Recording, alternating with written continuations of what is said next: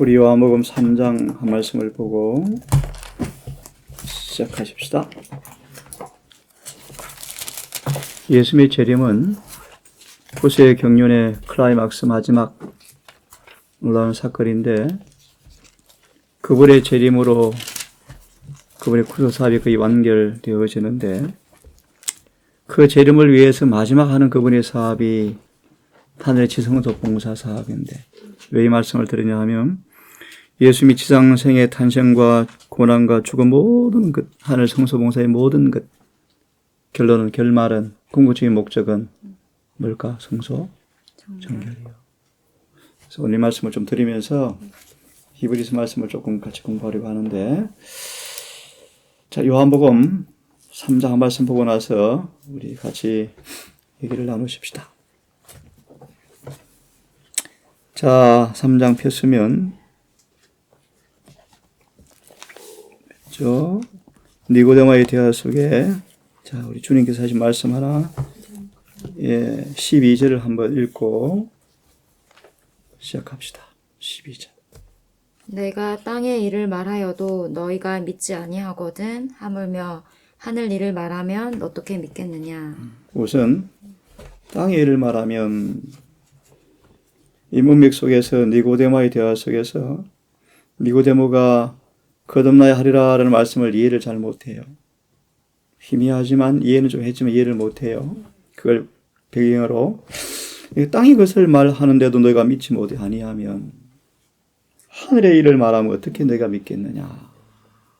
생각해봐서 무슨 뜻인지. 힌트를 좀 줄게요. 힌트를. 예수님의 사명을 두 부분으로 나누면 힌트를 줄게요. 지상 봉사 사업이 있고 뭐가 있을까? 하늘 봉사 사업이 있어. 우선 간단하게 지상 봉사 사업을 이해하지 못하면 하늘 성소 봉사 사업 어떻게 이해할래? 그런 뜻이.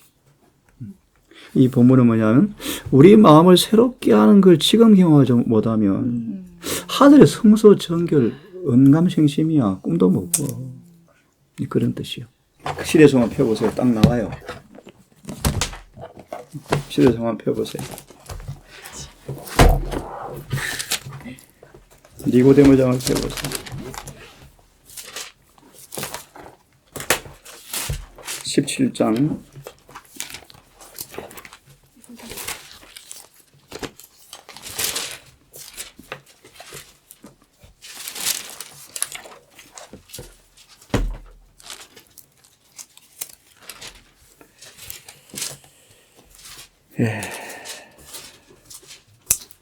'어디를 펴냐면 173페이지 마지막 문단. 그러나 예수께서 173페이지 마지막 문단. 자, 한번 누가 읽어볼래요? 그러나 예수께서 지상에서의 당신의 사명은 세상 나라를 세우는 것이 아니라 신령한 나라를 세우시는 것임을 말씀하시자 니고데모는 듣고 마음에 근심하였다. 여기서 일단은 예수 지상 사명의 그 본질을 니고데모가 뭐해요? 오해해서 착각했어, 그죠? 지상 사업을 이해하지 못하면, 그죠? 영적, 그 다음 마저 읽고 얘기해 줄게요. 예수께서는 이것을 아시고 이어서 말씀하셨다. 내가 땅의 일을 말하여도 땅의 일을 말하여도 너희가 믿지 아니하거든. 하물며 하늘 일을 말하면 어떻게 믿겠느냐. 자, 읽어요. 만일 니고데모가 사람의 마음에 끼치는 은혜의 역사를 예증하는 그리스도의 교훈을 받아들일 수 없다면 그분의 영광스러운 하늘나라의 성결을 그가 어찌 이해할 수 있겠는가. 그리스도의 지상 사업의 본질을 분별하지 못한다면 그는 그분의 하늘 사업도 이해할 수 없을 것이다. 맞죠. 땅의 일을, 예를 들면 물과 성령으로 침례받지 아니하면, 물로 침례를 받지 아니하면 성령이 있을 수가 없어요. 뭔 뜻일까요? 회개하지 아니하면 성령이 새롭게 하시는 경험은 뭔가를 이해할 수가 없어요. 만약 건너뛰면 첫째 천사의 기별을 경험하지 못하면 둘째를 이해할 수가 없어요. 셋째를 이해할 수가 없어요. 침례 요한의 기별을 경험하지 못하면 예수님을 알아보지를 못했어요. 다시 돌아와서 오늘 내가 이 얘기를 하냐 하면, 자, 그러면 짤막하게 요약해주고 공부할 거예요. 요한복음 17장을 다시 펴보세요. 요한복음 17장 17절 한번 읽어볼래요, 누가? 저희를 진리로 거룩하게 하옵소서. 아버지의 말씀은 진리입니다. 예. 저희를 진리로 거룩하게 하옵소서. 아버지의 말씀은 진리입니다. 이 말씀에 주석을 한번 펴봅시다. 17장을 뭐라고 표현해요? 제목을 읽어보세요. 17장이라는 제목이. 예. 하늘 성소에서 중보하시는 예수님. 예, 그걸 좀 읽어주세요. 한번 짧으니까 읽어보세요. 누가 읽어보세요. 요한복음 17장에는 그리스도께서 순환을 향하시고 십자가에 달리시기 직전에 아버지께 올리신 그리스도의 중보기도가 실려있다. 인류를 위한 그분의 크신 희생, 곧 친히 자기 몸을 바치는 사업을 끝마치려 할 때에 드린 이 기도는 주께서 희생 안으로 가져가시는 중보의 우선 정리하고 그분의 지상 봉사의 목적이 뭐라고 되어 있죠? 희생제물로 희생제물. 그 희생제물로 그 일을 마친 그분께서 이제 어디로요? 하늘의 휘장 안으로 가져가시는 네. 그죠? 그러니까 내가 이 말씀 주님께 이 땅에 오셔 다 이루었다. 뭐가 다 이루었을까요? 완전한 희생제물로 그 일을 이제 마치셨어요. 좀 더 구체적으로 좀 더 말씀을 드릴게요. 이 희생제물을 이루시고 하늘 성소로 가지고 가신 중보에 가는 교훈이다. 그 다음 읽어보십시오. 우리의 중보자께서 그의 제자들에게 하늘 성소에서 봉사하시는 그의 봉사의 모습을 이와 같은 예증으로 보여주셨다. 예. 이 봉사는 모든 이기심을 비우고 구원하시는 그분의 능력을 믿으면서 온유와 겸손으로 그분께 나오는 모든 사람 이런 사람들을 위한 봉사가 하늘의 중보 봉사다.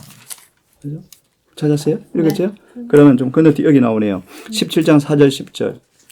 17장 4절 10절 주석에 보면 그분의 지상 봉사가 무언가를 예정한 말씀인데 읽고 또 한번 생각해 볼게요. 17장 4절 10절 주석 믿는 자들로 말미암아 영광을 받았다라는 말씀을 조금 읽어보세요. 한 사람. 그는 아버지께 의무를 지고 있던 주권들 곧 타락한 인류를 위하여 하늘에서 맺은 언약 가운데 그분이 이행하여야 할 몫을 다하였다고 하였다. 그는 아버지께서 내게 하라고 주신 일을 내가 다 이루었나이다. 자, 다 이루었나이다. 뭐가 이루었는가 보세요. 그것은 그가 지상에서 사람들이 따라야 할 모본으로 한 의로운 품성을 이루었다는 자, 뭐가 다 이루어진 거예요? 품성. 의로운 완전한 점없는 흠도 희생제물을 드리심으로 죄값을 지불하셨을 뿐 아니라 30년간의 지상 생활을 통하여 우리를 대신해서 의로운 품성을 다 이루었습니다. 이것이 창세전부터 아버지와 맺은 뭐다? 언약이었다. 그죠? 이걸 다 이루었습니다. 이 지상 봉사 사업이요. 그죠?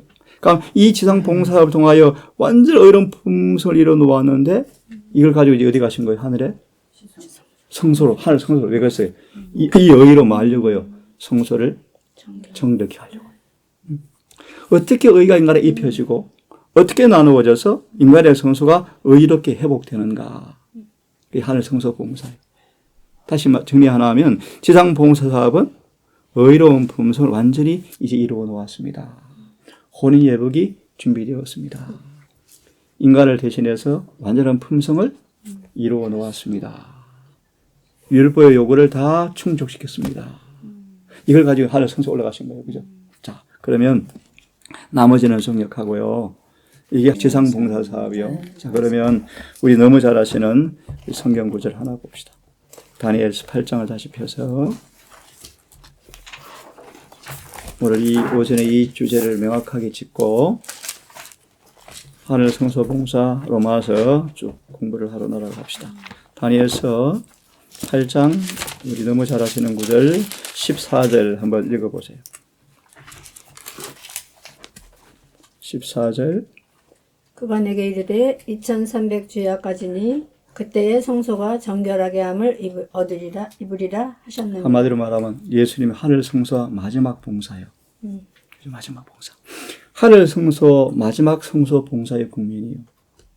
그것이 시작이 되었는데 그 내용을 말씀하시기를 성소가 뭐 되리라? 정결하게 되리라. 성소가 정결한단 말이 무슨 뜻일까? 정확하게. 성소가 정결하게 되리라. 레위기 16장 31절 2절까지 읽고 5절에 성소 정결의 뭔가를 완전히 설명하고 히브리서 다음 시간 공부합시다. 한번 읽어볼래요? 30절. 이날에 너희를 위하여 속죄하여 이 날이 뭐냐 하면 대속죄의 2300주야가 시작되는 그때부터 너희를 위하여 속죄하여 읽어요? 너희로 정결케 하리니 정결하게 하리니 읽어요? 너희 모든 죄에서 너희가 여호와 앞에 정결하리라. 이날에 너희를 속죄하여 모든 죄에서 너희를 정결하게 하리라. 모든 죄에서 정결하게 한다. 이게 무슨 뜻일까? 지금 예수께서 이제 재림의 직전 최후의 봉사 일을 하시는데 이게 무슨 뜻일까? 그래서 이 최후의 속죄 혜택을 받으려면 우리가 어떤 경험을 해야 할까? 자, 성소가 정결해진다. 모든 죄에서 정결해진다. 이게 무슨 뜻일까요? 예. 사도행전을 다시 펴서 한 말씀 보고 합시다. 히브리서도 보고. 행전을 먼저 봅시다. 3장. 사도행전 3장.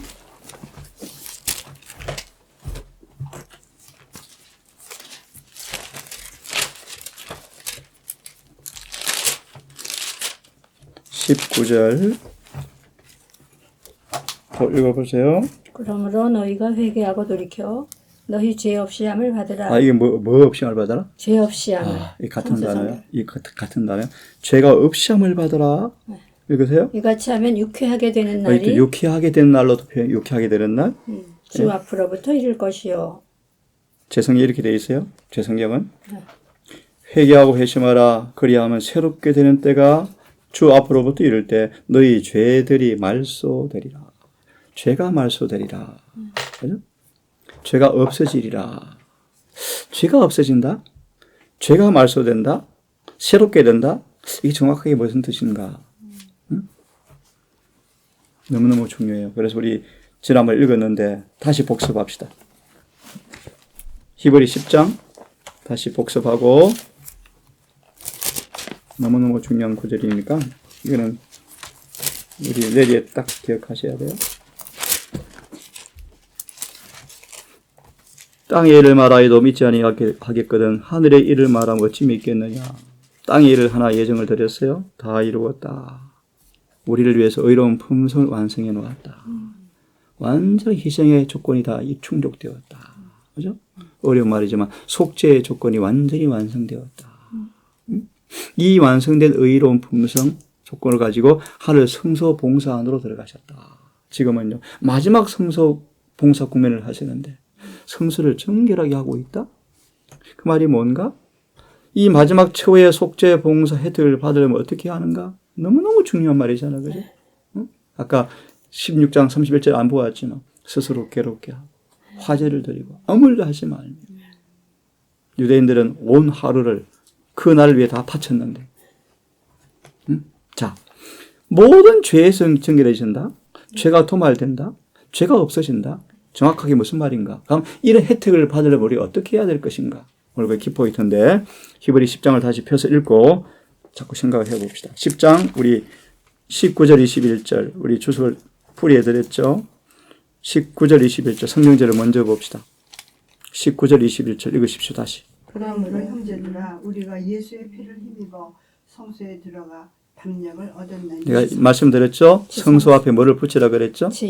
오역의 오역. 번역이 잘못된 거요. 지성소. 지성소에 들어갈. 읽으세요. 그 길은 우리를 위하여 시장 가운데로 열어놓으신 새롭고 산 길이요 시작은 곧 저희 육체니라. 그래서 1888년 기별자들이 히브리서의 총 주제를 20절로 잡았어요. 새롭고 산 길. 지난번에 봤죠. 출애기 34장에 모세가 이걸 계시로 보고 뭐 했대요? 너무 기뻐서 미소가 안 떠났다. 구원의 길이 열렸구나. 그죠? 다 이렇다 하시고 휘장이 찢겨지는 그날 휘장이 찢겨졌잖아요. 그죠? 구원의 길이 열렸다. 새롭고 산 길이 열렸다. 1888년의 설교 제목 그대로 말씀드리면 그분의 헌신을 통해서 희생을 통해 이뤄놓으신 완전에 이르는 길, 완전에 이르는 길. 그래서 히브리서의 주제는 완전한 그리스도인이 되는 길. 하늘 지성소 봉사 사업을 통하여 우리 모두가 완전히 회복된다. 완전히 회복된다. 그죠? 오늘 그걸 좀 말씀드릴 거예요. 자, 그럼 이 구절을 다시 10장 19절, 21절 주석을 다시 볼 거예요. 보고, 보좌 선지자 대쟁토를 통해서 성소 정결이 뭔지 명확하게 딱 정리를 합시다. 자, 10장 19, 21절. 우리 자주 본 말씀이요. 그리스도와 함께 지성소에 들어. 왜 이 번역이 잘못되었는가? 지금은 뭐래요? 바로 밑에? 대속. 그러니까 앞에 성소로 안 하고 뭐로 표현해야 되겠죠? 지성소. 지금은 대속죄일이다. 대속죄일은 지성소 들어가는 날이에요. 그죠? 자, 그러면 다시 한번 우리 읽고 우리 예내시를 봅시다. 지금은 대속죄일이다. 속죄가 이루어지는 큰 날이다. 번제단, 물두멍, 성소봉사, 참고로 대정토에서 1800년 동안 성소봉사가 이루어졌다. 첫째 칸에서. 1844야 10월 20일 다니엘 8장 14절 드디어 지성소에 들어가서 마지막 봉사 사업이 진행되고 있다. 너무 중요하죠. 여기서 끝나면 그분이 뭐 하실 거예요? 재림하실 거예요. 그죠? 이 엄청난 사건이요. 그러면 지금은 대속죄일이다. 우리의 대언자께서 읽으십시오. 한 분이. 다시요. 우리의 대언자께서 아버지 앞에 서 계시며 우리의 중보자로서 간구하고 계신다. 이제 중보가 끝나는 거예요. 곧. 중보가 곧 끝나요. 예리신의 중보가 끝나는 광기가 얼마나 엄숙한지 모른대요. 읽으세요. 우리는 자기의 의로 겉옷을 삼지 말고 매일 하나님 앞에 자신을 겸비히 하고 자신의 개인적인 죄를 고백하며 죄 용서를 구하고 우리의 영혼이 하나님의 형상을 반사하도록 준비하는 일에 그리스도와 협력하는 자로 발견되어야 한다. 이 문제 속에 이미 답이 다 들었어요. 누가 속죄 봉사 혜택을 받을 것인가? 누가 성소 정결의 혜택을 받을 것인가? 누가 새롭게 하신 것 늦은 비와 인침을 받을 것인가? 죄를 겸비하게 하고 자신의 의를 겉옷을 다 벗어버리고 겸비하게 하고 죄를 고백하고 용서를 구하고 하나님 형상을 반사하도록 준비하는 사람. 이 일에 협력하는 사람으로 발견되어져야 한다. 이게 속죄 봉사 혜택을 받을 사람의 모습이에요. 한마디로 혼인 예복을 딱 입고 있는 거예요. 그죠? 예복을 입고 있는 거예요. 읽으십시오. 맞아요? 우리가 위에 있는 성소에 들어가지 않고 두렵고 떨림으로 우리 자신의 구원을 이루기 위하여 그리스도와 연합하지 않으면 우리는 성소의 저울에 달아보니 부족하다는 선언을 면치 못할 것이다. 참고로 성소의 저울이 뭘까? 십계명이에요. 십계명이야. 이게 성소의 저울이요. 황금 청량 막대기요. 지난번에 보았죠. 계시 11장 1절 지팡이 같은 갈대 키를 재는 자요. 빌립보 1장 21절에 바울의 키를 재봤어요. 바울의 키가 얼마나 큰지. 얼마나 컸대요. 빌립보 4장 13절 장상분량까지 커버렸대. 응? 에베소 4장 30절 장상분량 되었을 때 이마에 이를 친대. 키가 다 컸으니까. 성소의 저울에 달아보니까 율법하고 조화되었잖아요. 조화되었잖아요. 그죠? 그 표질이 뭐예요? 예수님의 형상이잖아요. 그 형상을 그분이 이루어 놓은 거예요. 의를 다 이룬 그 의를 지금 하늘 성소 봉사를 통해 한 의를 우리한테 입혀주고 나누어주는 거예요. 그게 이른 비 늦은 비. 자, 그러면 히브리서 폈으니까 한 말씀을 보고 히브리 9장을 펴세요.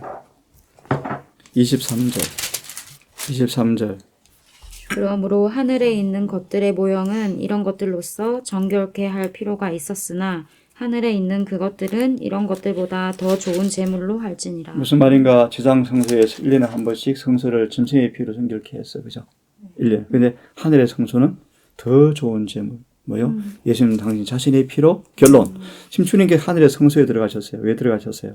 성소를 정결하게 하려고. 그죠? 그러면서 넘어가서 28절 읽어보세요. 26절부터 28절까지. 하면 그가 세상을 창조할 때부터 자주 고난을 받았어야 할 것이로되 이제 자기를 단번에 제사로 드려 죄를 없게 하시려고 세상 끝에 나타나셨느니라. 초림이요, 초림. 그분이 왜 오셨어요? 죄를 끝내려고 오셨어요. 그죠? 그리고 하늘로 승천하셨어요. 이제 말려고 이제 성소를 정결케 하시려고. 그죠? 그러면서 27절 읽으세요. 한 번 죽는 것은 사람에게 정하신 것이요 그 후에는 심판이 있으리니 이와 같이 그리스도도 많은 사람의 죄를 담당하시려고 단번에 들이신 바 되셨고 세상 끝에 오셔서 단번에 들으심으로 죄를 없게 하시려고 희생제물로 들으셨어요. 그래서 이제 그분께서 이거예요? 구원에 이르게 하기 위하여 죄와 상관없이 자기를 바라는 자들에게 두 번째 나타나시느니라. 이 일을 위해서 지금 하늘 지성소 마지막 봉사하셔요. 그렇죠? 죄와 상관없이 두 번째 오실 때를 위해서 한 백성을 준비하기 위해서 마지막 속죄 봉사를 하고 있어요. 자, 그러면 본론 들어갑시다. 성소 정결이 뭔가? 자, 너무너무 중요한 말씀이니까 부자 선자를 펴세요. 부자 선지자. 성막과 봉사를 펴세요. 30장. 성막과 봉사. 예, 352페이지를 바로 펴세요. 352페이지를 딱 펴면, 자, 하나 정리해 갑시다. 352페이지 폈어요. 예, 바로 352페이지 바로 그 페이지 바로 밑에 옆에 부분 읽을까요? 그렇죠? 여기를 보면 둘, 넷, 여섯 번째 줄을 펴고 여섯 번째 내려가세요. 성소봉사는 읽으세요. 매일의 봉사와 연례적 봉사 두 부분으로. 자, 성소봉사는 몇 부분이에요? 두 부분. 지금 예수께서 어디 가셨어요? 뭐 하러 가셨어요? 마지막 연례적 봉사가 끝나가고 있어요. 그죠? 성소봉사는 두 부분이에요. 그런 의미에서 뜰은 성소일까 성소가 아닐까? 뜰요? 번제다 물두멍은 성소일까 성소가 아닐까? 아니, 성소가 아니야. 아니에요. 뜰은 지상이에요, 지상. 뜰은 지상 봉사 사업이야. 죽으심과 장리 치는 것은 지상 봉사 사업이야. 성소는 두 부분으로 이루어졌어. 매일의 봉사와 연중 봉사예요. 그러면 지상 봉사가 뜰인데 그 뜰을 이룬 다음에 이제 비로소 어디 가신 거예요? 하늘 성소 처측하늘로 들어가신 거예요. 이게 부활 성취하셨어요. 그럼 지금은요, 연례적 봉사 사업이 이루어지고 있어요. 매일의 봉사는 번제장과 성수에 수행되었고, 이게 뜰도 매일의 봉사의 한 부분이죠. 그죠? 연례적 봉사는 치성수에서 거행되어지는데, 그 다음 읽어요. 얼마나 중요한지. 대제사장 외에는 어떤 사람도 성소의 안쪽 칸을 들여다보아서는 안 되었다. 대제사장도 오직 1년에 단 한 번만 그곳에 들어갈 수 있었는데 그것도 몹시 조심스럽고 엄숙하게 준비를 갖춘 후에 들어갈 수 있었다. 예, 참 중요한 단어 이것이요. 계속 읽어요. 대제사장은 떨리는 마음으로 하나님 존전에 들어갔으며 백성들은 하나님의 축복을 열심히 간구하면서 마음을 가다듬고 엄숙한 침묵으로 그가 돌아오기를 기다렸다. 우리의 의무요. 우리의 자세요. 이거. 대제사장은 속죄소 앞에서 이스라엘 백성을 위하여 속죄하였고 하나님께서는 영광의 구름 속에서 그와 만나셨다. 그가 보통 때보다 그곳에 오래 머물러 있으면 백성들은 그들의 죄나 대제사장 자신의 죄로 인하여 그가 하나님의 영광으로 죽임을 당하지는 않았을까 하는 염려와 두려움으로 가득 찼다. 그죠? 이게 마지막 대속죄 봉사비 어떤 것이기에 얼마나 엄숙한지 얼마나 거룩한지. 지금 대제사장마저도 철저한 준비하고 들어가는데 더 두려운 모습으로 들어갔죠. 그죠? 그러면서 이제 좀 생략하고 쭉 넘어가셔서 56페이지를 펴서 우리 그 앞에 줄부터 읽으면 좋겠다. 355페이지 중간쯤 아론은 두 손으로. 지금 왜 읽으냐 하면 성소 정결이 정확하게 뭔지, 우리가 성소 정결을 하시는 주님의 중보 사업이 연합하는 것이 뭘 의미하는지, 지금 우리 경험 속에서 뭐가 이루어져야 하는지, 뭘 준비해야 하는지 그걸 보려고 폈는데 중간에 아론은 두 손으로 산 염소의 머리 안수하여 읽으세요. 이스라엘 자손의 모든 불의와 그 범한 모든 죄를 고하고 그 죄를 염소의 머리에 두어 미리 정한 사람에게 맡겨 강녀로 보낼지니 염소가 그들의 모든 불의를 지고 무인지경에 이르거든 그는 그 염소를 광야에 놓을지니라. 우리로 말하면 천년기가 시작되는 거, 천년기. 천년기를 좀 설명하는 거예요. 그죠? 자, 그러면서 핵심 이제 읽어요. 이와 같이 염소가 자, 천년기 오기 전, 그분 재림 전 읽어요. 염소가 강야로 끌려가 버려지기 전까지는 백성들은 자신들이 그들의 죄짐에서 이 번역이 좀 그래. 죄짐은 아니에요, 사실은.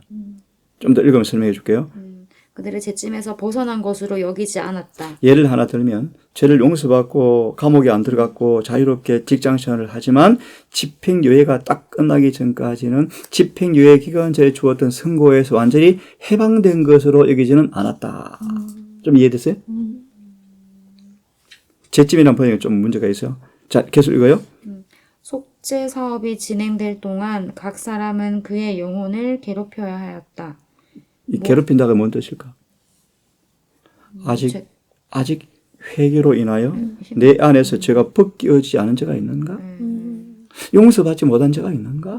살피는 모습을 괴롭게 한다. 다른 말로 금식한다 뜻이 금식한다. 영어로 금식한다. 영적인 금식이요. 육체의 금식은 뭐요? 노폐물을 없애는 거예요. 쉽게 말하면. 영적 금식은 도덕적 노폐물을 없애는 거예요. 그게 영적 금식이에요. 그죠?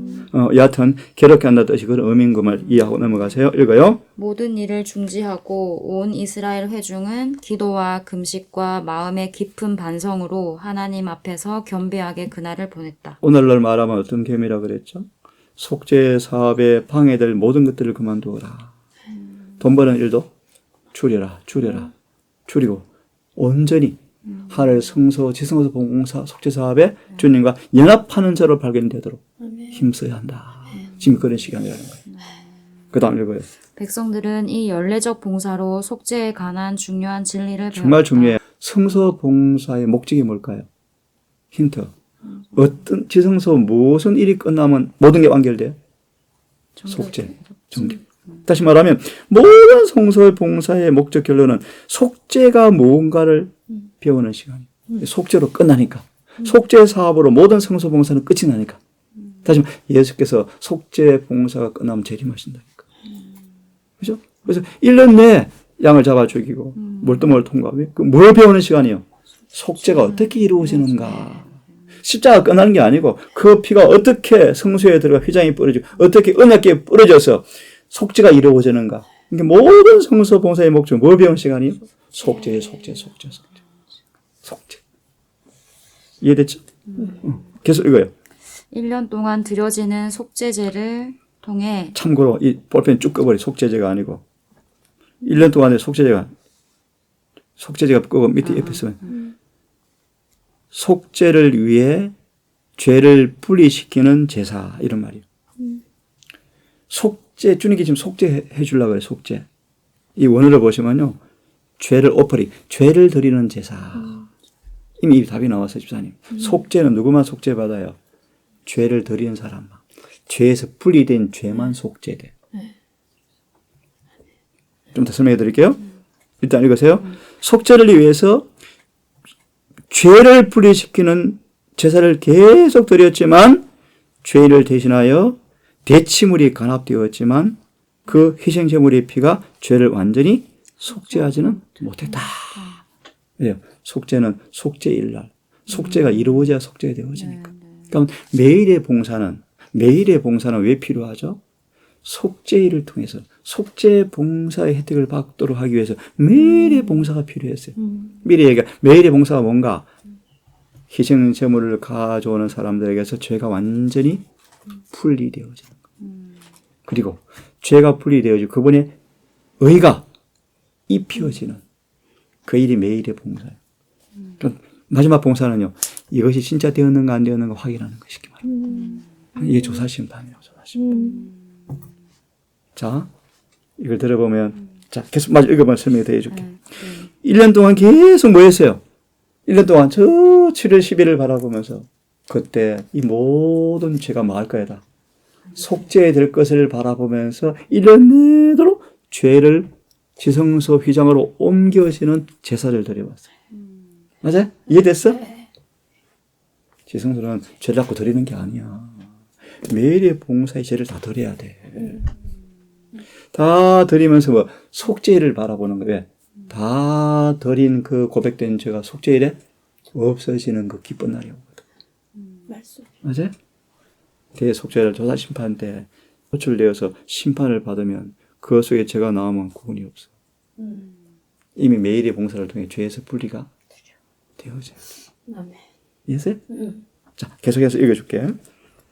완전히 속죄하지는 못했다. 이해돼? 그것은 다만 나오네, 그죠? 읽어요. 그것은 다만 죄가 성소로 옮겨지는 방편을 제공한 것. 죄가 옮겨진대. 무슨 죄가 옮겨진단 말이 무슨 뜻이요? 용서받는다. 용서받기 위해 죄를 마음 과 입으로 토해낸 거야. 10편, 30편 고백하고 자복 토설치 아니할 때 토해낸 거야. 더러운 죄를 토해낸 거야. 그걸 주님께 대신 받아 짊어지셨잖아요. 매일의 봉사를 제사를 통하여 뭐요? 죄가 성소로 옮겨졌다. 다른 말로 옮겨졌단 말이 무슨 말이죠? 휘장에 1년 내내 피가 모여서 피가 피 뿌려서 피가 말라고 굳어 있으면 보기 어때요? 그건 뭘 의미해요? 희생제물이 내 대신 죽음으로 그 죽임당 그 죄의 기록이 휘장 예수의 몸으로 다 옮겨져 버렸다. 이 매일의 봉사예요. 그러면 지성소 속죄 봉사 때 스스로 마하면 괴롭게 하면 무슨 뜻이요? 행위나 안 옮겨진 죄가 있는가? 맞아요. 회개하지 않은 죄가 있는가? 엊그제 보았죠. 어떤 사람의 죄는 회개로 벗겨지지 않고 회개는 뭐예요? 죄가 벗겨지는 거예요. 옮겨지는 거야. 옮겨지고 우리의 3살이 돋아야 돼. 3살이. 무슨 뜻인지 알겠죠? 그분의 의가 내 의로 좀 나타나는 거예요. 말도 이뻐지고 눈빛도 이뻐지고 치료되고 있는 거예요. 그래서 토하낸 암덩어리가 나와 이제 뭐예요? 상관없는 관계없는. 자, 계속 읽으면서 공부해 줄게. 이해되죠? 죄가 옮겨지는 방편을 제공할 뿐이었다. 피를 드리는 읽어요. 피를 드리는 제사로 죄인은 율법의 권위를 인정하고 자신의 범죄를 고백하는 동시에 세상 죄를 지고 가시기로 되어 있던 그분께 대한 믿음을 표명하였다. 예, 매일의 봉사를 통해서. 그 다음 읽어요. 그러나 그가 율법의 선고에서 완전히 해방된 것은 아니었다. 잠깐 그 딱 밑을 딱 꺼놓고 이 말이 뭐라 그랬죠? 아직 해방된 것은? 이게 무슨 뜻일까요? 잠깐 그 딱 마크 해놓고 창세기를 빨리 펴봐요. 무슨 의미인가를 좀 설명할게요. 복음 성경 펴봐요. 복음 성경. 창세기를 한번 펴봐요.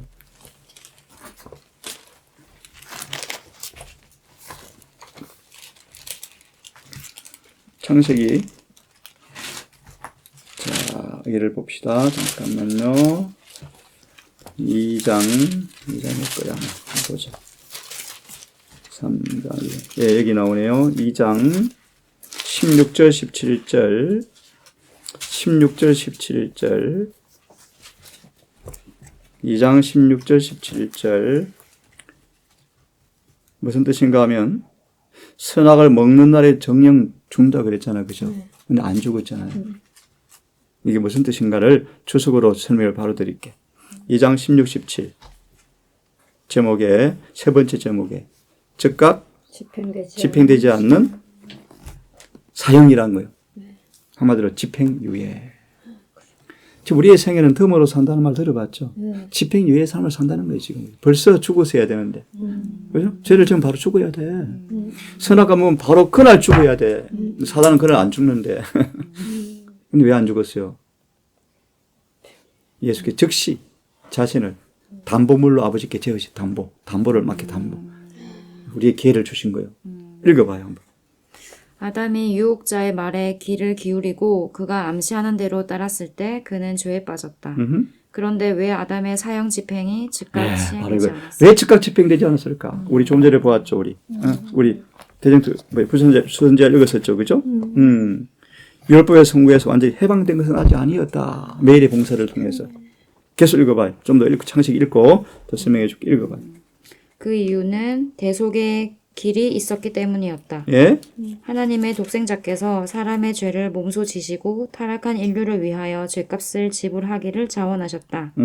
하나님께서 만일 아담의 죄를 속전을 받지 않고 용서하셨다면 죄는 아무런 제재를 받지 않은 채 영원히 계속되었을 것이다. 오케이. 거기까지만 보고요.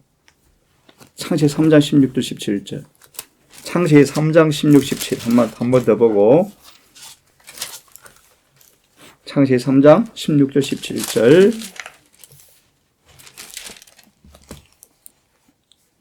여자와 아담에게 하는 선고인데 너무 잘하니까 놔둡시다. 그죠? 여자는 해산의 수고, 남자는 종신토록 그의 근본 토지를 갈아엎어야 된다. 의미심장한 말이요. 그의 근본 토지를 갈아엎어야 한다. 그래야 먹고 산다. 일단 성경 구절을 놔두고 3장 16, 17 주석을 펴보면 어떤 제목이 있죠? 형, 집행, 유해. 유예. 3장 16, 17. 있네. 네. 형을, 집행을 유예.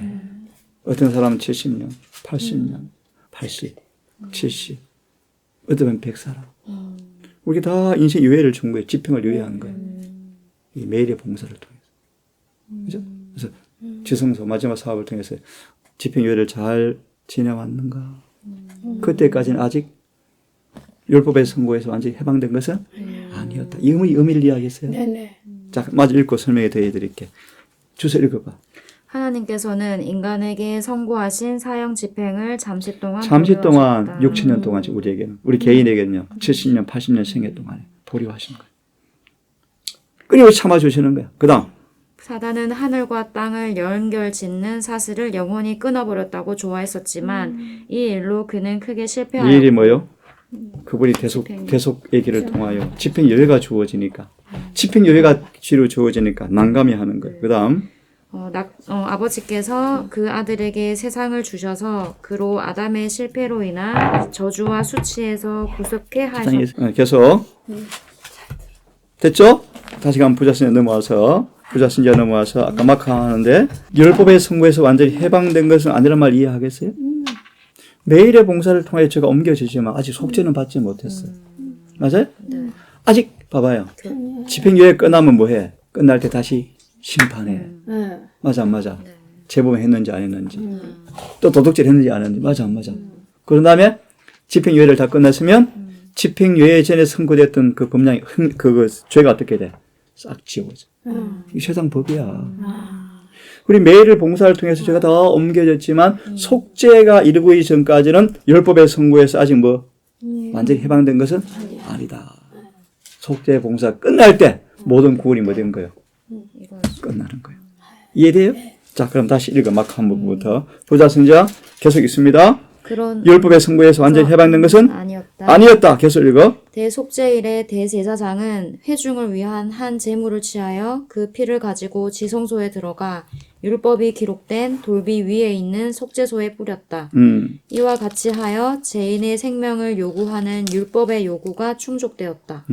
그리고 대제사장은 중보자의 신분으로 그 죄를 자기가 지고 성소에서 나오므로 그는 이스라엘 백성의 모든 죄짐을 지게 되었다. 그는 성막문에서 아사셀을 위하여 제비 뽑은 염소의 머리 위에 손을 얹고 이스라엘 자손의 모든 불의와 그 범한 모든 죄를 고백하고 그 죄를 염소의 머리에 두었다. 그리고 죄를 담당한 이 염소가 광야로 그다음 잘 보내어졌을 들어요. 때 죄가 백성에게서 영원히 분리된 것으로 그들은 생각하였다. 성소 정결이 뭐예요? 죄가 영원히 분리되는 거예요. 영원히. 예? 좀 더 정확하게 이 말의 핵심을 바로 봅시다. 넘어가서 어디를 표현하면 357페이지 마지막 부분. 성소 정결이 뭔지 357페이지 마지막 부분. 예, 맞습니다. 그리스도의 피가 회개한 죄인을 그리스도의 피가 회개한 죄인을 정죄에서는 풀어줄 것이었지만 이게 로마서 5장 24절, 요한복음 5장 24절이요. 나를 믿는 사람은 영생을 얻었고 심판에 이르지 않는다는 그 심판이 아니고 정죄에서는 풀어지지만 정죄에서는 풀어지지만 왜 정죄 풀어지는 거 알죠? 이제 법을 지키니까. 로마서 8장 1절. 자, 1절 놔두고 계속 읽어요. 정죄에서는 풀어줄 것이지만 읽어요. 하지만 죄를 완전히 없이 하지는 못할 것이요 매일의 봉사를 통하여 정죄에서는 면제되어지지만 그 죄 자체가 영원히 없어지지. 그 말의 의미가 뭔가를 보는 거예요. 계속. 그 죄는 최종적 속죄 때까지 성소의 기록에 이거요. 남아 있을 것이다. 그 죄, 뭐든 죄요. 어떤 죄요? 회개한 맞아, 회개한 죄. 다른 말로 성소로 옮겨 옮겨진 죄야. 대속죄를 스스로 뭐 하래? 왜? 아직 회개한 그렇지. 아직 다른 말로 옮겨지지 않은, 않은 분리되지 않은 죄가 있는지. 이해되세요? 근데 우리 바쁘게 살면 될까? 그래서 아까 수없이 얘기하면 계속 읽어봐요. 잠깐만, 그럼 완전히 그 죄에 내 기질적인 죄도 포함되어 있는 거예요. 그건 아니에요. 기질적인 죄가 아까 뭐라 그랬죠? 써온 거네. 봐봐.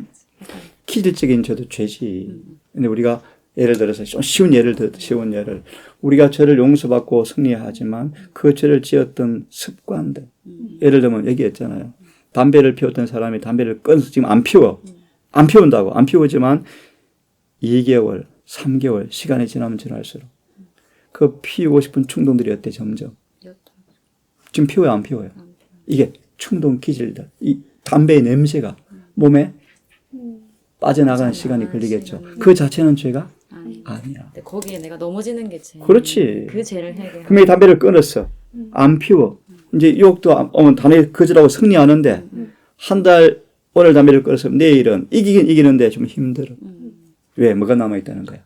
담배를 피운 흔적들이 남아있는 거야. 한 달 지나면 어떨까? 1년 지나면 어떨까? 1년 지나면 어떻게 될까? 완전 이제 냄새에 맡아도 머리가 아파서 못 견뎌. 다시 시험도 유혹 아예 안 돼버려.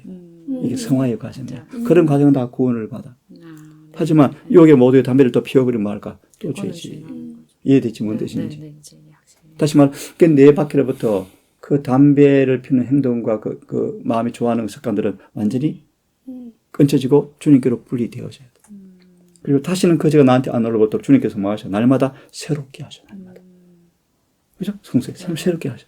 그분의 살과 피를 먹고 마시는 경험을 통해 정말 새롭게 하시고 드디어 지성소 때 딱 펴보니까 아주 간단하게 하늘을 옮겨놓으면 어떻게 될까?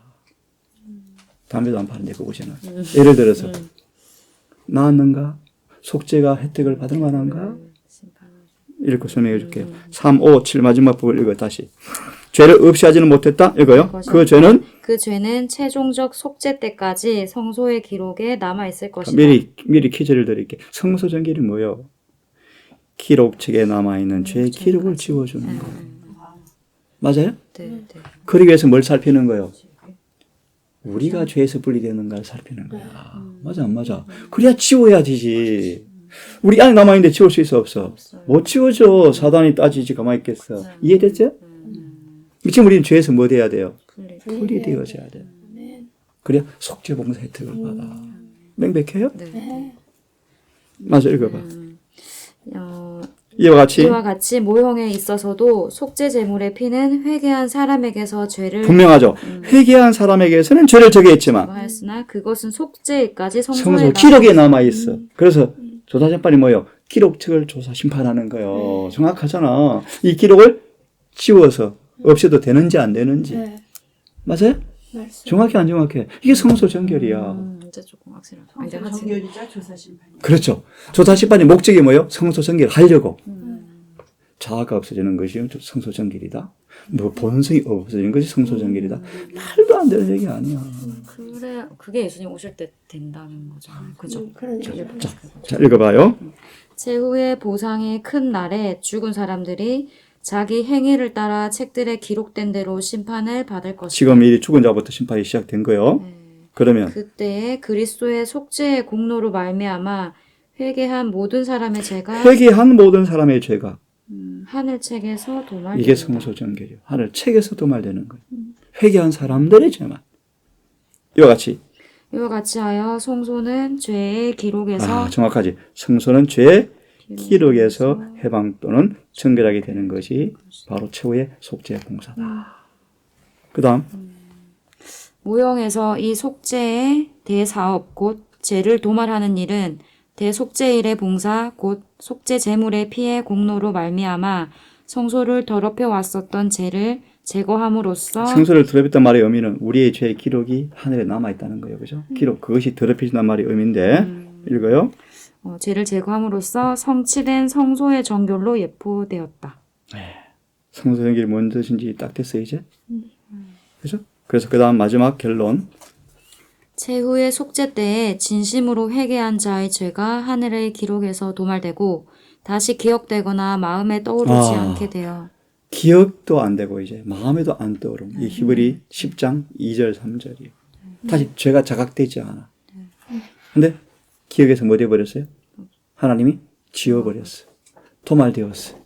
또 다른 번역은 죄의 기억은 망각의 세계로 떠나버렸고 영원히 기억해낼 수도 없다. 도말되어버린 거예요. 유쾌한 날. 하늘의 기록을 책에서 도말된 동시에 우리 기억에서 싹 지워져. 하늘에 갔는데 도둑질하는 기억나면 어떻게 될까? 예를 들면 기억이 싹 지워져 버려요. 유쾌한 날이에요. 맞아요? 그리고 이제 봐봐. 하늘에 갈 때 본성 몸을 싹 바꿔주면 영혼이 구원받는 거예요. 그죠? 맞아. 이거 도말되고 다시 기억되거나 마음에 떠오르지 않는 것 같이 그 상징에 있어서도 죄는 회중으로부터 영원히 분리되어 광야로 옮겨지게 되었던 것이다. 천년기가 시작되는 거예요. 그죠? 이게 1년 내내 이스라엘 백성들이 성소봉사, 속죄의 교훈을 배운 1년 매일 드리는 성소봉사의 모습이었어요. 정리가 되나? 다니엘 8장 14절에 성소가 정결하게 함을 입으리라. 이 사건을 준비하려고 뭘 주신 거예요? 세천자 계명을 주신 거예요. 첫째와 둘째를 따라 어디 들어가서 지성소 들어가서 성소 정결을 받고 재림 준비하도록 주신 기별이 세천사의 기별이 명확해? 이 일에 잘 경험하도록 건강 계획 주시고 시골생활 주시고 교육 계획 주시고 의복 계획 주시고 다 주신 거예요. 계획이 뭐예요? 우리 모든 삶을 율법과 조화시키면 조화시킬수록 달리기가 쉬워 안 쉬워? 쉬워져. 믿음의 경주가 쉬워져. 성소 정결 확실히 이해했어요? 네. 그 다음에 다시 대정틀을 펴서 마무리합시다. 28장 24장을 펴세요. 24장 지성소의 봉사요. 그 앞에 하나님의 성소 이 견고한 토대야. 재림교의 견고한 토대. 성소 진리. 응? 이게 애니신의 사단이 마지막 남은 교회에 행하는 기만의 극치 가운데 하나가 뭔가 하늘 성소가 없다. 라는 가르침을 또 하겠대. 다 앞에 읽어보고요. 지성소 봉사를 펴세요. 지성소 봉사. 예. 423페이지. 자, 앞에 부분은 다 읽어보고요. 425페이지 우리 지난번 공부했어요. 그냥 넘어갑니다. 재림하실 줄을 영접할 준비. 그죠? 지성소 봉사의 제목에 재림하실 줄 영접할 준비라고 말하고 보았으니까 생략하고 그 다음 제목에 조사심판과 어린 양의 혼인잔치라는 제목이 있어요. 그죠? 자, 여기에 쭉 넘어가세요. 넘어가서 다니엘 8장 14절에 기록된 바와 같이 있죠? 우리 조금 전에 서두에 읽었습니다. 14절 읽은 바와 같이 예수께서 어디에요? 성소를 정결하게 하려고 어디에? 하늘 지성소에 들어가셨다. 그거하고 또 뭐예요? 7장 13절이 먼저 하시죠? 인자 같은 이가 예측부터 계신 아버지 앞으로 나아가는 것. 말라기 특별히 또 마태 25장이 뭐예요? 등과 함께 기름을 가진 사람만 혼인식에 들어가는 것과 같은 것은 다 같은 사건이다. 다시요. 예수께서 밤중에 소리가 있어 가로되 등과 함께 기름을 가진 슬기로운 처녀만 혼인식에 들어갔다. 이 모든 것은 뭘 가리킨다? 조사심판과 혼인, 조사심판을 다 가리킨다. 오케이, 됐죠? 그러면 그 다음을 좀 읽어볼 거예요. 1844년에 있죠? 읽어보십시오. 1844년 여름과 가을에 보라 신랑이로다 맞으러 나오라는 기별이 선포되었다. 이걸 일명 우리가 뭐라고 표현해요? 밤중 소리. 제2의 오순절 유사한 경험이었는데 또다시 이 일이 반복된대요. 예? 이게 늦은비 운동 때 반복된대. 자, 읽어요. 그때 슬기 있는 처녀와 미련한 처녀로 대표된 두 부류의 사람들이 나타났다. 곧 한 부류의 사람들은 주님의 나타나심을 기쁨으로 바라보고 그분을 만나기 위해 부지런히 준비하는 자들이고 다른 한 부류는 두려운 생각을 가지고 일시적 충동으로 행동하여 진리의 이론에만 만족하고 하나님의 은혜는 결핍되어 있는 자들이었다. 이런 두 부류가 있다. 읽어요. 비유에 의하면 신랑이 올 때 예비하였던 자들은 함께 혼인잔치에 들어갔다. 혼인잔치가 아니고 혼인식에 들어갔다. 혼인잔치는 어디 있을까? 하늘에 가서 있어요. 혼인식이 혼인식. 혼인식이 이루어 지성소에 들어갔다. 그런 뜻이요. 읽어요. 여기에서 신랑이 오는 것은 잔치보다 먼저 있는 일임을 분명하죠. 잔치 번역이 잘못된 거예요. 잔치는 어디가 있어? 재림으로 하늘에 가서 신혼여행 가서 있는 거야. 그리고 혼인은 그리스도께서 당신의 나라를 받으시는 것을 의미한다. 계속 읽어요. 거룩한 성, 곧 그 나라의 수도요 대표인 새 예루살렘. 오케이, 그만큼 생략하고 여기는 이제 하늘 예루살렘 성을 심보로 묘사하는데 이 표상이요. 그 생략하고 놔두고 그 다음 읽으면 좋겠어. 자격심사. 자격심사. 그죠? 자, 자격심사에 읽으세요. 너무 중요한 부분이니까. 1844년. 1844년 여름에 선포된 보라 신랑이로다 맞으러 나오라 라는 기별은 무수한 사람들로 하여금 주님께서 즉시로 오실 것으로 기대하게 하였다. 왜 그런가 이유를 했죠. 그죠? 오케이. 그러나 그 지정된 시기에는 백성들이 기대했던 대로 신랑이 이 세상으로 오신 것이 아니라 혼인 예식을 위해 그렇죠. 예식. 아까 잔치가 아니지. 예식을 위해서. 하늘에서 옛적부터 항상 계신 자에게로 아버지에게로. 곧 당신의 나라를 받으시기 위해 나아가셨다. 예. 예비하였던 자들은 함께 혼인잔치에 들어가고 문은 닫힌지라. 예비하였던 사람들. 등과 함께 기름을 가진 사람들. 기름이 뭐라 그랬죠? 성령. 다른 말 그분의 의. 그래서 백성들은 직접 그 혼인 예식에 참여할 수 없었다. 예. 왜냐하면 그들은 세상에 살고 있는 반면에 그 혼인은 하늘에서 행해졌기 때문이었다. 그리스도를 따르는 사람들은 그 주인이 혼인집에서 돌아와 문을 두드리면 곧 열어주려고 기다리는 사람과 같이 되어야 한다. 그러나 그들은 그리스도께서 하나님 앞에 나아가실 때 그분께서 하시는 일을 이해하고 이를 이해하고 믿음으로 그분을 따라가야 한다. 이런 의미에서 그들이 혼인 예식에 들어간다고 들어간다고 기록되어 있다. 새 천사 기별을 이해하고 믿음으로 그분을 따라서 들어간다는 말의 의미가 혼인 예식에 들어갔단 말의 의미이다. 우리는 막 셋째 천사의 기별을 이해하고 믿고 따라가는 경험. 그 다음 생략하고 그 다음 문단이 중요해. 이제 마태 22장에서는 마태 22장의 비유에서 있죠? 읽어요. 마태복음 22장의 비유에도 너무너무 중요하죠. 우리 실물 교원의 이 장을 특별히 한 챕터 하려 했죠. 혼인 예복을 입지 않음이라는 제목에서 예복을 입지 않음 뭘 의미해요? 조사 심판인데 읽어보세요.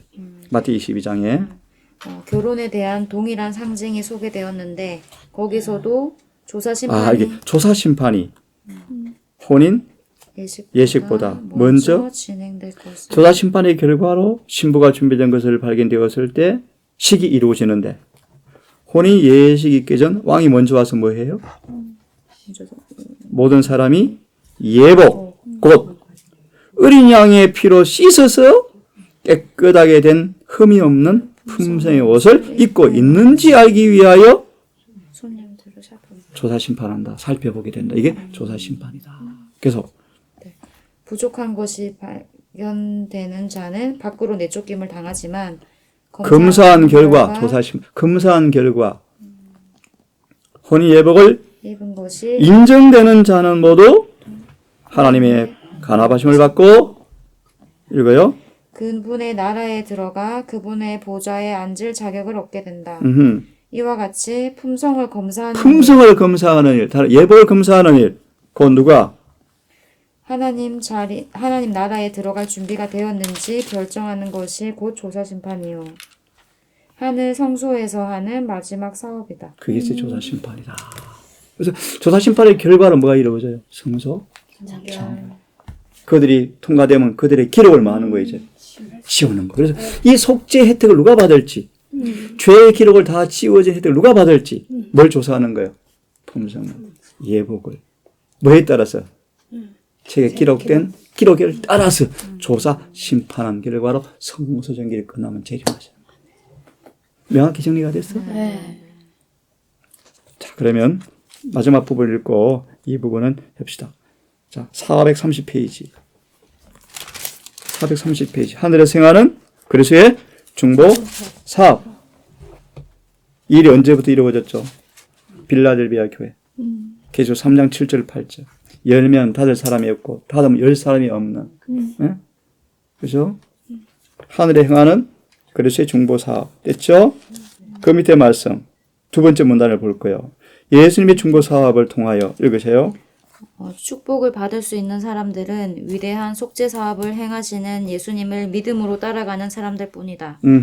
반면에 이 중보 사업이 밝히 가르쳐 주는 빛을 거절하는 자들은 그게 뭐요? 새신자의 기별이요? 특별히 새신자의 기별이요? 그분께서 중보하시는 혜택을 받을 수 없다. 그래서 유대교회는 끝내는 버려졌어요. 자, 생략하고 쭉 내려가서 믿지 아니한 유대인들의 상태는 읽으세요. 그 밑에 문단. 믿지 아니한 유대인들의 상태는 있죠? 읽어요. 믿지 않은 유대인들의 상태는 소위 그리스도인이라고 공언하면서도 경솔하고 불신적이며 우리의 자비하신 대제사장의 사업을 고의적으로 알지 않으려 하는 자들의 상태를 예증해 준다. 모형적 봉사에 있어서 대제사장이 지성소로 들어가면 온 이스라엘 족속은 성소 주위에 모여서 죄 사함을 받고 회중에게서 끊어지지 않기 위해 지극히 엄숙한 태도로 하나님 앞에 마음을 겸비하게 하도록 요구되었다. 이게 두려워라.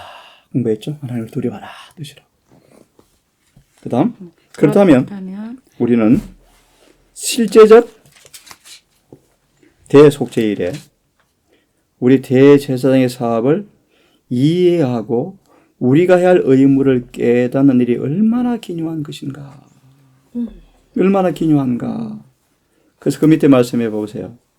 인류는 하나님께서 자비로서 보내주시는 경고를 거절하고도 무사할 수가 없다. 노아 시대에는 기별이 주었는데 그 기별을 취급한 태도 여하에 따라서 구원이 좌우되었다. 우리 오늘 이 기별을 우리 어떻게 대하고 있는가. 자, 생략하고 조사심판 읽고 오전 강의를 많이 합시다. 28장 펴세요. 정리하고 마칩시다. 성소 정결의 의미를 명확하게 이해했을 거예요. 그죠?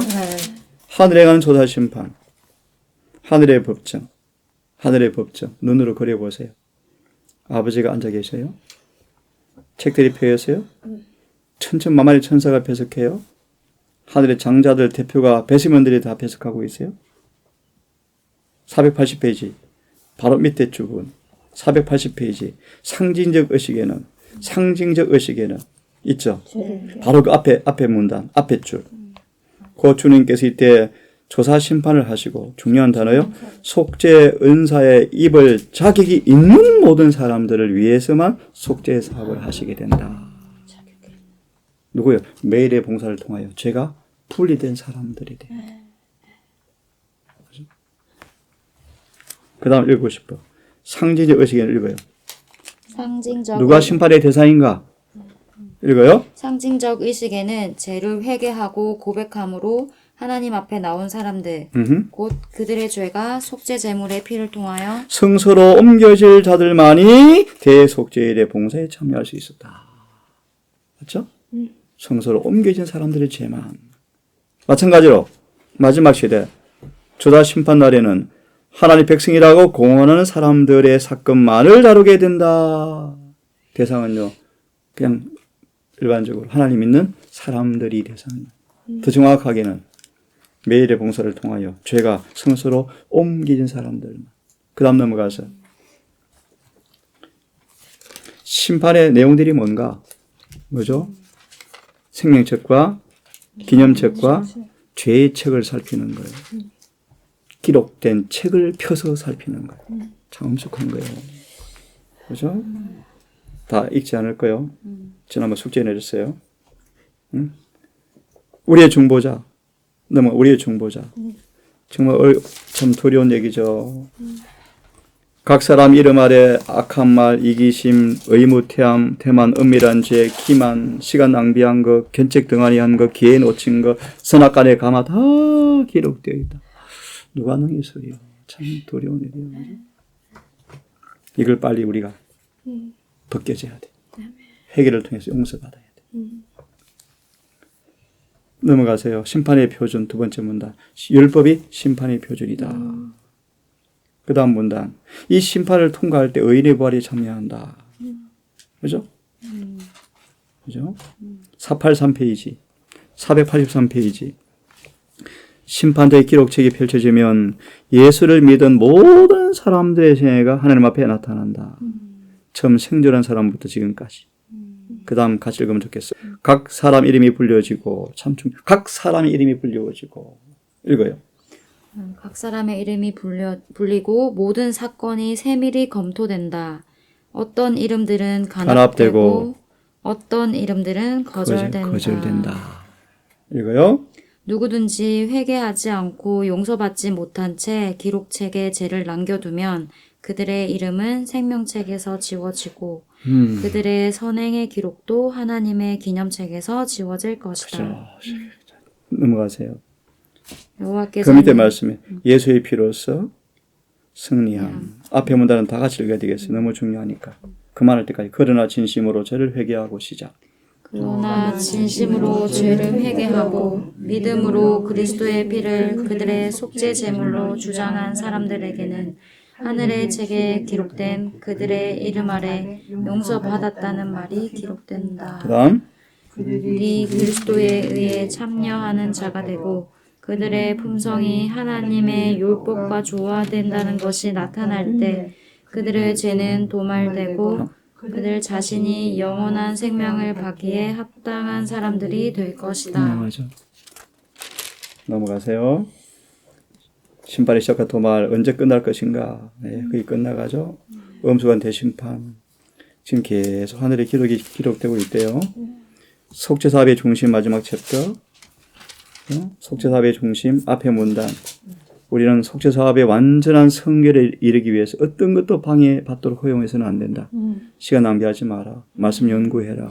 심판의 관계를 자주 묵상하라. 쭉 말씀하셨죠? 생략합니다. 마지막 읽고 끝냅시다. 489페이지, 489페이지.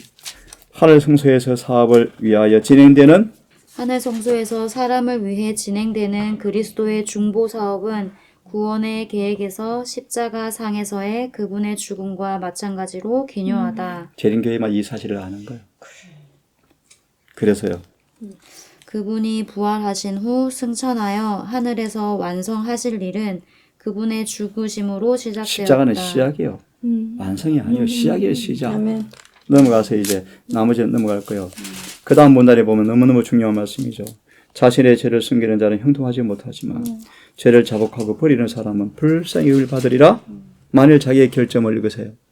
만일 자기의 잘못을 숨기거나 핑계대는 자들이 사탄이 그들에 대하여 얼마나 기뻐하며 그리스도와 거룩한 천사들을 조롱하는지 볼 수 있다면 그들은 속히 죄를 자복하고 버리게 될 것이다. 사탄은 사람의 품성의 결함을 발판으로 온 마음을 사로잡고자 활동한다. 사탄은 사람이 만일 그 결함들을 고집하고 버리지 않으면 자신이 성공할 것을 안다. 그러므로 사탄은 그리스도를 따르는 사람들에게 죄를 이길 수 없다는 치명적인 계변으로 그들을 속이려고 항상 힘쓰고 있다. 마지막 줄. 마지막 줄. 그러므로 아무도 자기의 결점을 고칠 수 없다고 생각해서는 안 된다. 하나님께서는 그것들을 이길 믿음과 은혜를 주신다. 마지막으로 어떤 준비가 필요한가? 진심으로 회개하고 철저히 마음을 살피고 주름 잡힌 것이 없는 그런 준비를 하기 위해서 전심을 다해야 한다. 그래서 490페이지 마지막 줄에 보면 어느 날에 임할지 알지 못하리라. 재림이죠? 아니죠. 조사심판이요. 그러므로 조사심판이 마치게 되어지면 모든 사람의 운명은 생사간에 결정되어지는데 그 시간은 구름을 타고 재림하기 조금 전에 맞춰지는데 그때가 도둑같이 임한다. 어느 날 임할지 알지 못한다. 그러므로 뭐하라? 깨어있어라. 그리고 마지막 판결문이 언도되어져요.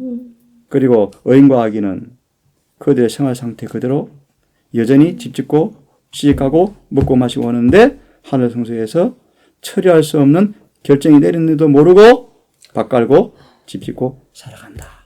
두 여자가 뭐 하고 있는데 맷돌을 갈고 있는데 힘을 매는데 그런 뜻이요.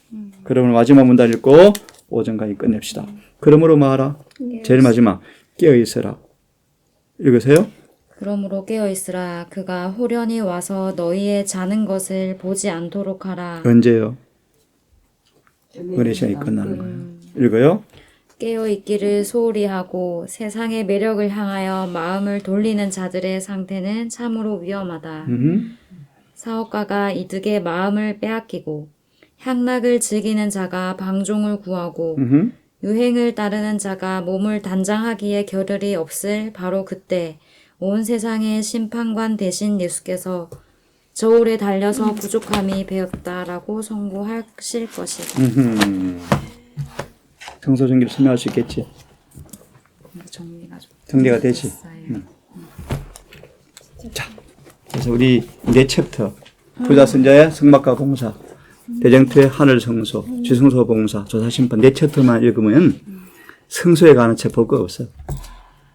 뭐 뜰이 어떻고 뭐 몇 자고 몇 큐비고 아무 의미 없어요. 한 번만 천천히. 부자 선지자의 성막과 봉사 챕터, 봉사, 대쟁투의 하나님의 성소. 잠깐만요. 내가 챕터를 가르쳐 드릴게요. 부자 선지자의 30장입니다. 성막과 봉사. 그리고 각시대 대쟁투의 23장 하나님의 성소, 24장 지성소의 봉사, 23장 하나님의 성소, 24장 지성소의 봉사, 그리고 28장 하늘에 행하는 조사 심판. 이 네 챕터만 보면 성소 공부 끝이요. 그거만 알면 돼요. 충분해. 넉넉해. 이제 이걸 근간으로 히브리서 10장까지 공부하면 돼요. 히브리서 10장. 그리고 로마서 핵심 의. 로마서 의로 히브리서 성소 봉사 전개한다. 로마서는 8장이에요? 로마서 1장부터 8장까지를 공부하면 아까 요한복음 17장 4절의 주석에 다 이루었다 공부했죠. 뭘 다 이루었다고요? 풍성. 네. 그 로마서 내용이죠. 그 의가 우리가 어떻게 입혀지는지 그 의로 마하는 거예요. 예수님이 하늘 성소 봉사하시는 거예요. 우리를 그 의로 마하는 거예요. 정결케 하시는 거예요. 오케이? 오전 여기까지 12시다. 기도하고 마칩시다. 하늘에 계신 아버지, 참 우리 평화롭게 참 웃음이 함께 말씀을 걸어가는가 연구할 수 있도록 이 귀한 은혜의 시간을 주셨습니다. 앞으로 핍박이 오고 환란이 올 때 많은 사람들은 눈물과 탄식으로 진리를 찾고 배워야 한다고 말씀하십니다. 우리 이렇게 평화로운 시간을 통하여 성령의 걸어가는가 그리고 말씀을 연구할 수 있도록 은혜를 주시는 아버지, 이 진리가 체계적으로 이해되어지고 우리 마음에 자리하고 그 진리에 거함으로 진리와 조화되어지는 품성의 삶이 우리의 삶이 이루어지게 성령을 허락해 주시옵소서.